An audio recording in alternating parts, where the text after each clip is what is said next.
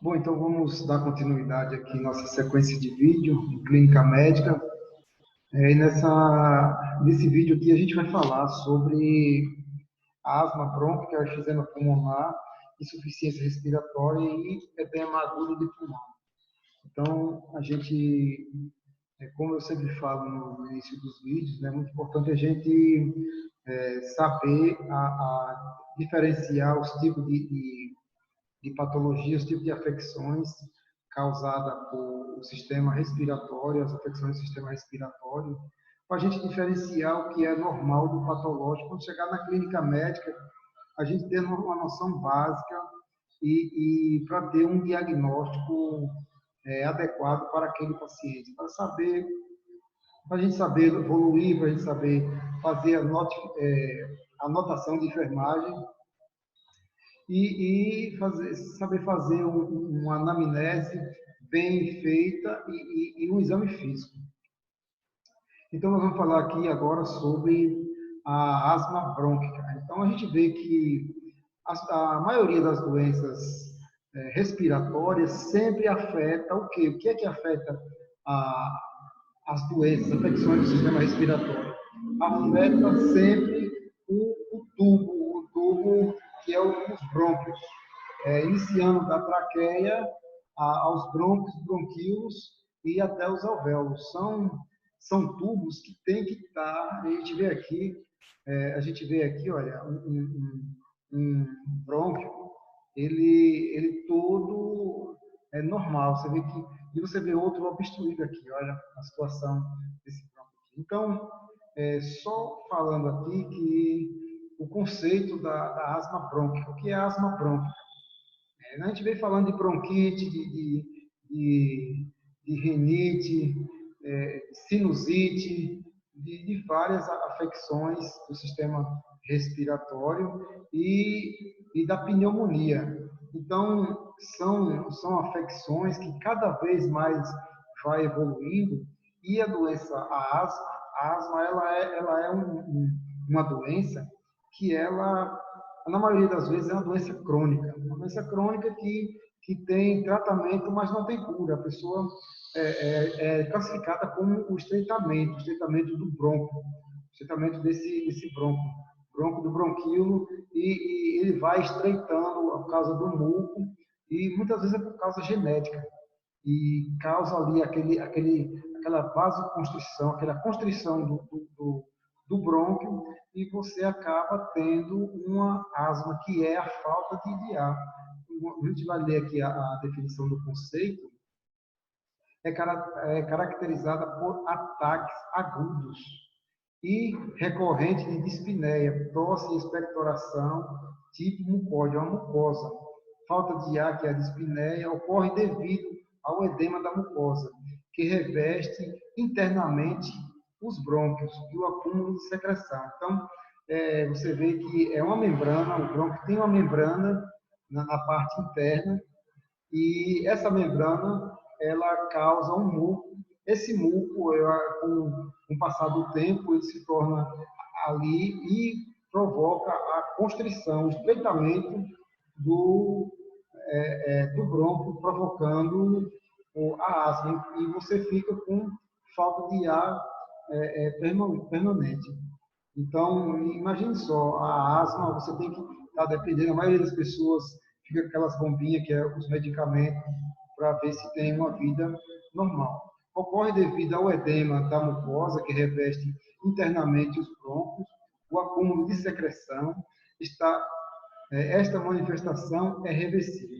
A tríade sintomática é tosse, dispneia e sibido. Então, a asma brônquica é uma doença inflamatória crônica das vias respiratórias, que se expressa pela redução da obstrução do fluxo de ar respirável, devido ao edema da mucosa dos brônquios, a hiperprodução de muco, né, cria aquele muco nas vias aéreas, e a contração da musculatura lisa, né, dessa região, diminui, e a pessoa fica com falta de ar. Além disso, pode ocorrer a presença de células inflamatórias nas vias aéreas, exudação, que é aquele muco, aquele líquido, né? E provocando a vasoconstrição e a inflamação também dessa mucosa das vias desse tubo, né? Então, são uns tubos que tem que ter o máximo de cuidado, né? As causas são a alergia, né? Alergia, como a poeira, né? O pólen. As pessoas que têm asma, é bem claro que a pessoa não pode ficar exposto a poeira, a pólen, a pelos de animais, mofo, ácaros e alimentos, né? É tipo como se fosse a sinusite, a bronquite, essas outras doenças do sistema respiratório, todos têm que ter esse cuidado, né? De alergia de poeira, de pólen, pelos de animais, né? Que são os fatores, as causas que levam a essa doença. Tensão emocional, infecção das vias aéreas respiratórias ou superiores, exercícios físicos, poluentes ambientais e hereditariedade. Hereditariedade, né? A pessoa que tem, alguém na família que tem esse problema, também é uma das causas. E aí nós temos os sinais e sintomas. Os sinais e sintomas, em geral, os sintomas aparecem clinicamente com períodos intermitentes, né? Então, as crises asmáticas caracterizam por dispneia intensa, respiração ruidosa, que é aquele chiado no peito, sibilos e tosse, sensação de sufocação e também angústia, expectoração espessa, palidez, cianose de extremidade e sudorese. Então, a pessoa que tem asma, se for uma asma que você não consiga respirar direito, enquanto você não toma os remédios, você vai tendo a palidez ficando pálido, cianose, porque você não vai estar conseguindo respirar direito, você não vai conseguir estar respirando direito e absorver o oxigênio, aí provoca a cianose, que fica roxo as extremidades, e você também começa a suar, que é a sudorese. Estado de mal asmático, as crises podem durar algumas horas, mas pode persistir durante dias. Se você não utilizar o medicamento como deve, né?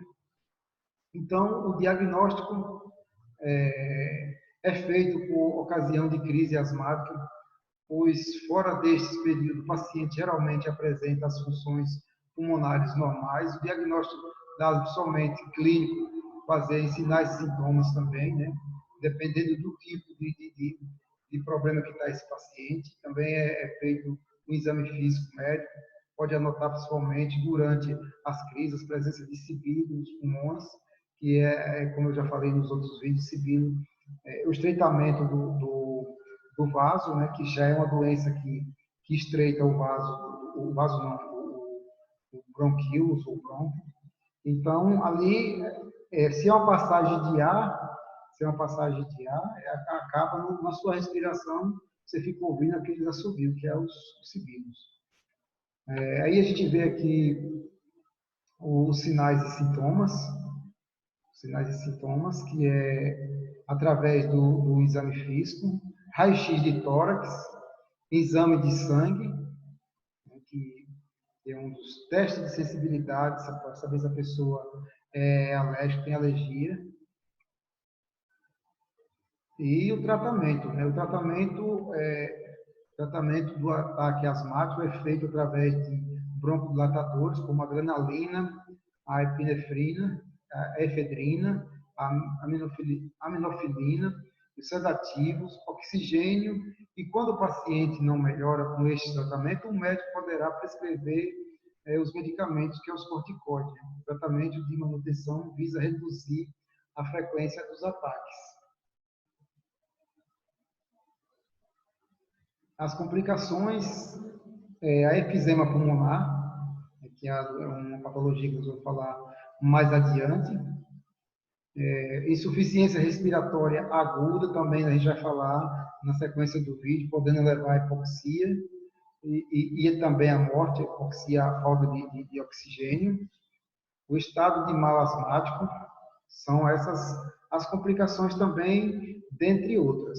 Aqui nós temos o cuidado de enfermagem, que é a nossa, como eu venho sempre batendo na tecla aqui, e o cuidado de enfermagem é uma parte que nós temos que focar e entender bem esse tipo de patologia para nós poder intervir com o nosso cuidado, que é proporcionar medidas de apoio e segurança para o paciente, acalmar o paciente, manter o ambiente umidificado, né? Tem que ser um ambiente umidificado, aquecido, livre de qualquer fator irritante, limpeza para evitar a cera ou o uso de desinfetante, cuidados especiais na administração de oxigênio.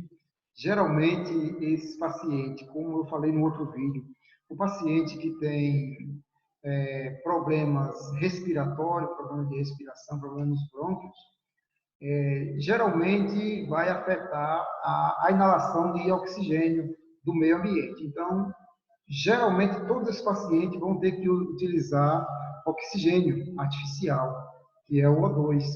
Então, nós temos que ter o maior cuidado com isso daí. Geralmente, como eu falei no outro vídeo, geralmente o oxigênio é administrado por litro, é regulado por litro. E essa quantidade de litros, quem tem que prescrever é o médico. Aí o médico vai prescrever se vai ser em catéter nasal, aquele tipo óculos, que é colocado aqui no nariz, vai ver se é sobre máscara de Venturi, ou então máscara não reinalante. Tudo isso aí, o cateter nasal é o que recebe menos oxigênio, e se o paciente estiver grave, vai utilizar a máscara de Venturi ou a não reinalante. Observar a frequência e intensidade respiratória, cor da pele, você vai ver se esse paciente está cianótico, né? Porque se ele tiver com as extremidades arroxeadas, você pode olhar o preenchimento capilar também. Se esse paciente está com as extremidades cianótica ou roxo, né, que é a falta de oxigênio, aí você já pode colocar o oxímetro, como eu venho sempre falando isso daí. Pulso, você tem que ver o pulso, o aspecto da expectoração e estado emocional desse paciente. Incentivar a ingestão de líquido. O paciente que tem problema nas vias respiratórias, como bronquite, como asma, qualquer tipo de obstrução nos brônquios, é importante lubrificar, ingerir muito líquido. Administrar medicamento conforme prescrição médica. Os medicamentos todos são sob prescrição médica. Observar os efeitos tóxicos, como palpitações, nervosismo, palidez, tremores, edemas, retenção de líquidos.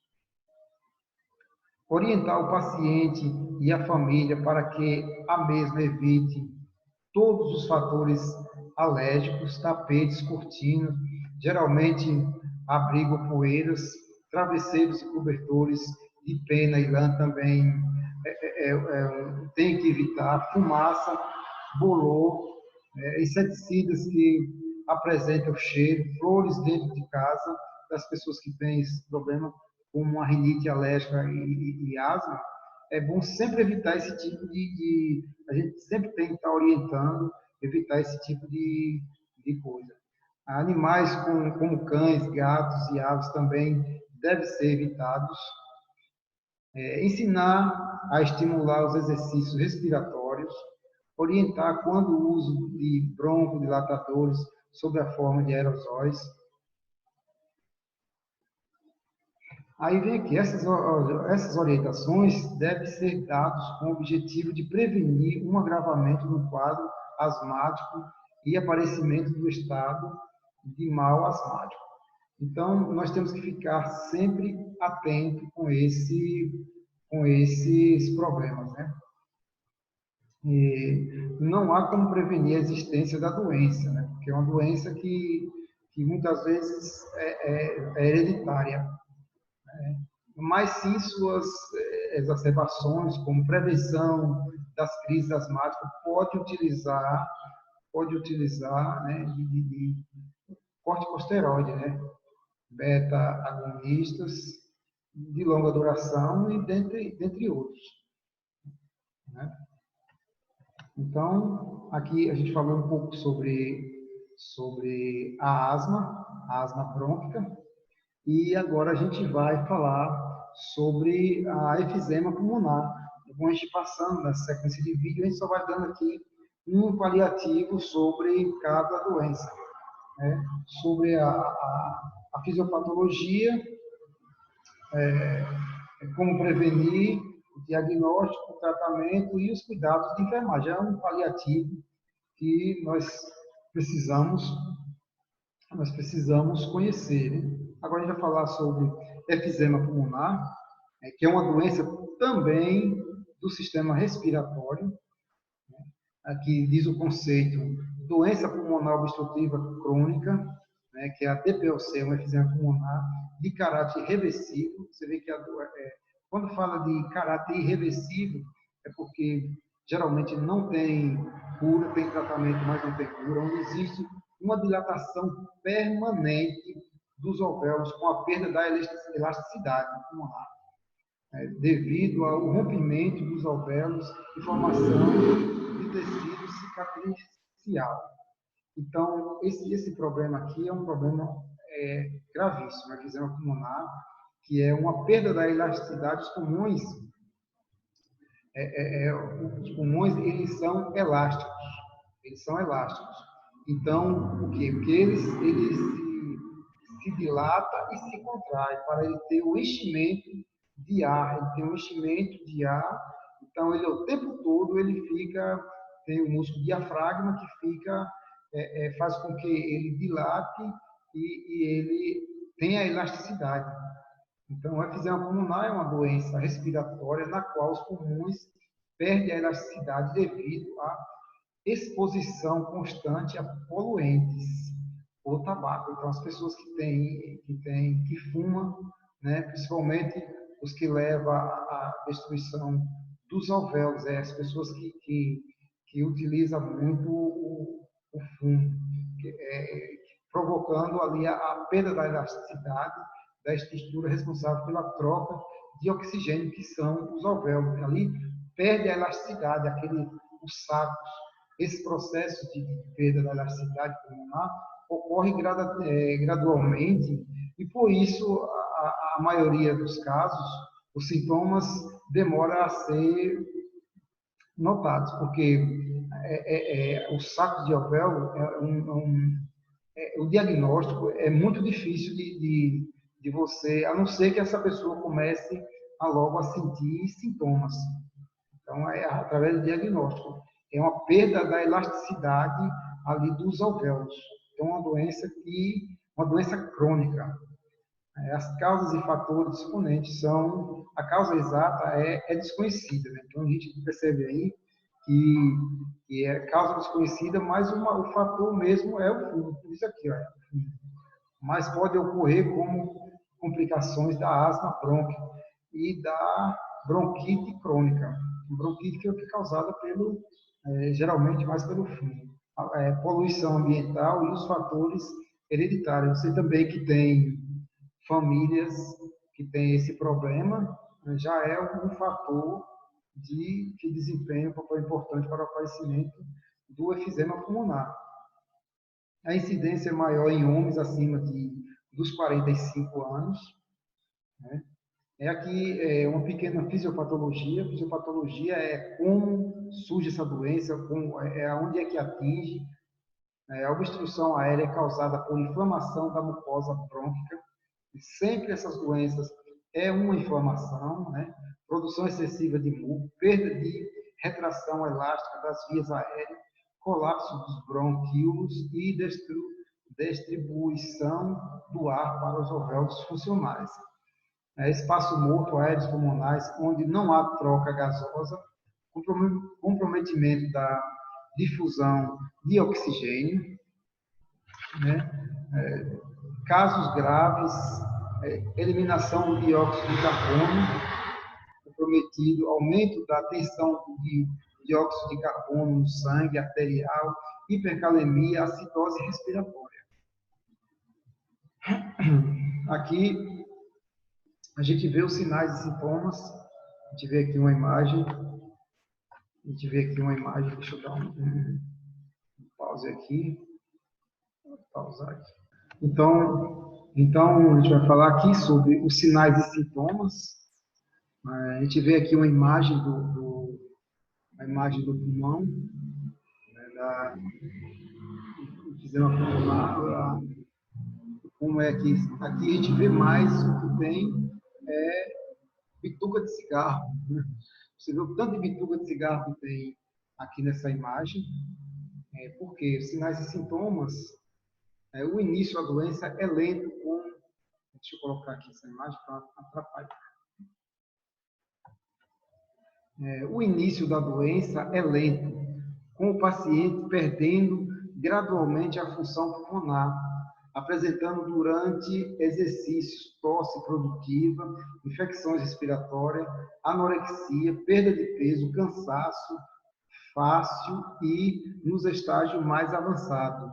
Aparece uma deformação da caixa torácica, né? O tórax ele fica em forma de barril, devido à distensão pulmonar, cianose de extremidade, que é a falta de oxigênio, rosto avermelhado ou arroxeado, formação das pontas, deformação, né? Deformação das pontas dos dedos, que podem ficar achatadas, dedos em baquetas de tambor. Então, esses são os sinais e sintomas da efisema pulmonar. O tratamento consiste uma vez que... Deixa eu colocar aqui essa imagem também que está atrapalhando.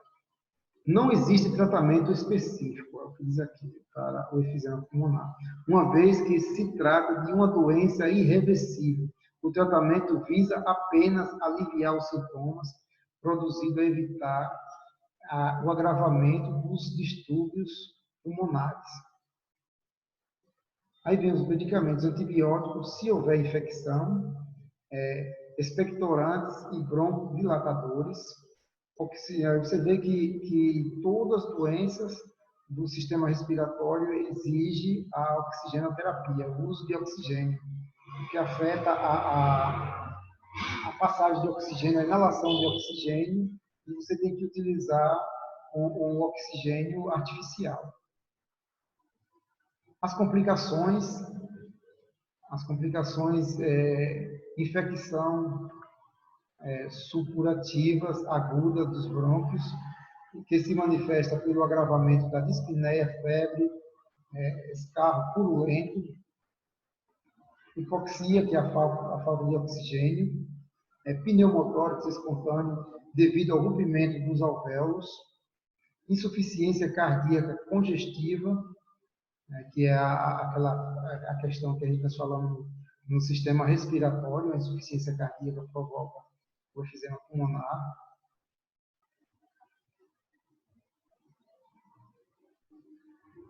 E vem aqui os cuidados de enfermagem. A assistência de enfermagem prestada a pacientes portadores de insuficiência pulmonar são os mesmos que a bronquite e asma que nós falamos no outro vídeo. Todos os cuidados têm que ser praticamente iguais. A profilaxia das doenças do aparelho respiratório, evitar o fumo e a poluição, aqui é para prevenção, evitar o fumo e a poluição ambiental, manter assistência orgânica, garantindo uma boa alimentação, respeitando as necessidades de sono e repouso, utilizar roupas adequadas de acordo com a temperatura, evitar o abuso de gelados, são prejudiciais tanto no inverno quanto no verão, movimentar e estimular a respiração profunda em pacientes acamados, tratar adequadamente qualquer manifestação de doenças do aparelho respiratório. Então, esses são Agora temos aqui alguns termos técnicos para a gente treinar aqui sobre o sistema respiratório. Que eupneia, que é respiração normal, quando o paciente está eupneico. Geralmente, na nossa evolução, você sempre vai ter que colocar esses termos técnicos. Quando você vê que o paciente, você não vê nenhuma alteração na respiração desse paciente, você vai dizer que o paciente está eupneico. Eupneico, ou então dispneico, dispneia, que é a falta de ar, mas, ou então taquipneia. Taquipneia é que a respiração desse paciente está acelerada. Aí vem a apneia, que é a parada da respiração. Quando o paciente ele para, também tem aquela apneia do sono, que eu acho que vocês já ouviram falar, na apneia do sono, que é uma parada durante o sono, uma parada da respiração. Aí tem a ortopneia, que a gente já falou nos outros vídeos também, que é quando a pessoa tem insuficiência cardíaca, que não pode ficar deitado, tem que elevar a cabeceira, geralmente quando não está em uso de medicamento. A dificuldade para respirar, melhorando com o indivíduo na posição sentada ou em pé. A bradipneia, diminuição da frequência respiratória. Né? A bradipneia é quando o paciente está com... Geralmente, tem muita diferença, tem a diferença de literatura na frequência respiratória. Umas falam que é de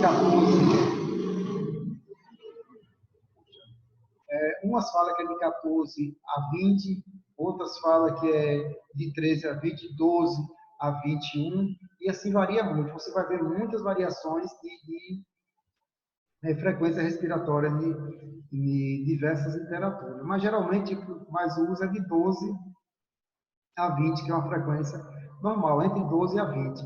Então, abaixo de 12 vai estar uma bradicardia. E acima a bradicardia não, a bradipneia, abaixo de 12.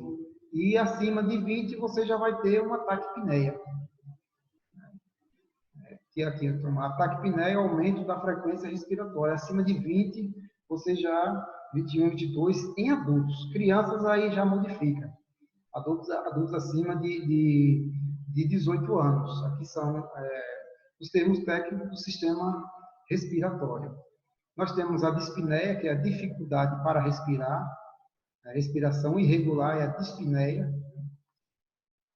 Então, quando você for fazer uma anotação de enfermagem, aí você já vai saber que a apneia é a respiração normal. Aliás, eupneico, paciente eupneico, é uma respiração normal. A apneia, parada da respiração. Ortopneia, dificuldade de respirar em indivíduos deitados. Bradipneia é diminuição da frequência respiratória abaixo de 12. Taquipneia, aumento da frequência respiratória acima de 20. E dispneia, a dificuldade para respirar. Aí tem pneumotórax. O que é pneumotórax? Presença de ar no espaço pleural. O espaço pleural é as membranas que nós temos ali que reveste a cavidade do pulmão. Então, nós temos a pneumotórax, que é a presença de ar. Temos o hemotórax, que é hemotórax. Quando fala hemosangue, presença de sangue no espaço pleural, entre as membranas visceral, que nós já falamos também. Cadê?